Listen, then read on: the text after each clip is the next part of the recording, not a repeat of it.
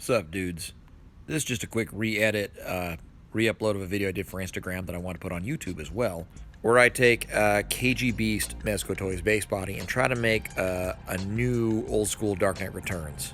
To do that, first thing I had to do was fit him with some more standard-style wrist pegs because KG Beast doesn't have those for obvious one-handed reasons, but that will allow the leathery textured BVS gloves to fit on there.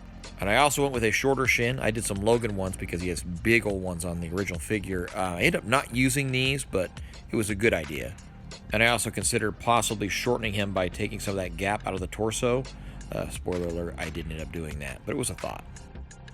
So it's kind of funny, out of the box, I thought the KG Beast base body would be a lot bigger than it really was. In reality, it's very similar to Supreme Knight. And there at the test fitting, I ended up using a different shin. I still don't know exactly where these came from. They're just in between size of the KG Beast ones and the Logan ones. They could have been I almost think they might have been a Superman shin or something. But anyway, people are wondering how in the hell I had an extra Mezco factory BVS suit.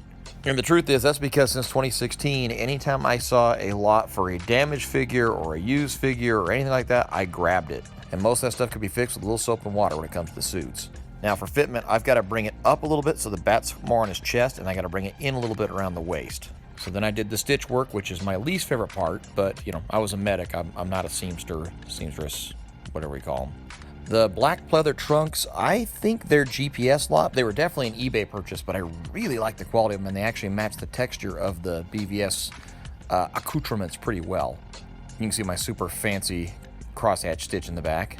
But it's at this point I kind of realized it doesn't change the look of the figure as much as I thought it was going to. I mean, really, it would almost be the same if I use a Supreme Knight base body under there, other than the fact that you can tell those biceps are a little bit bigger than, well, Supreme Knight.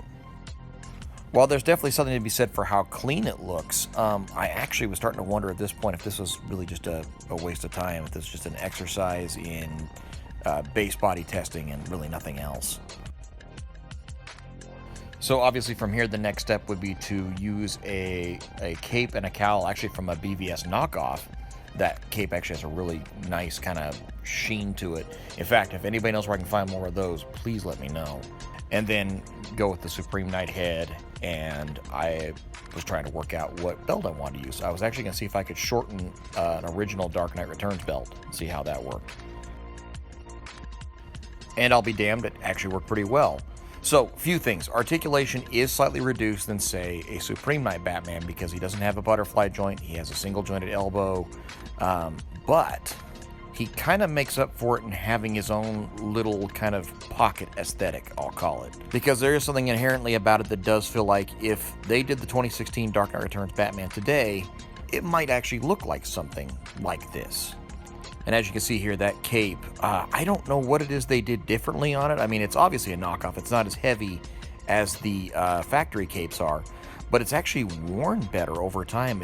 That material doesn't have that same peeling effect that you've seen on some of the older, more beat up Batman vs. Superman capes.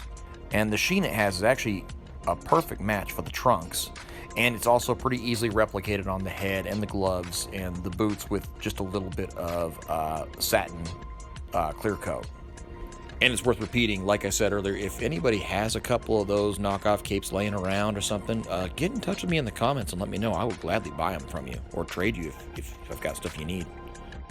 As is so often the case, I took him outside and got him in the sun. And at that point, I realized, yeah, this is actually a pretty cool little side project. The truth is, this isn't anything really innovative or groundbreaking. I mean, not to pat myself on the back too much, but I've done some pretty crazy shit that took a lot of creativity and a lot of inventive stuff to make it work. And this is definitely not that. But the big reason I'm posting, and now, of course, reposting this, is because folks ask me often about doing how-to videos or why I started a project or how I go about it. And this is one of those rare times I actually grabbed a little bit of footage while I was working on something. So I think of this not so much as like a peek behind a curtain, but maybe just an insight into the mania that is my weird obsession with making Dark Knight Returns Supreme Knight figures. I'm absolutely a child of the 80s, as most of you are well aware, so when I think of Batman and when I think of Wolverine and think a lot of things, I think of Frank Miller. So thanks for checking out the little short video, and hopefully it inspires you to try something that seems Maybe inane on the surface, but might turn out kind of cool in the end. Let me know if it does.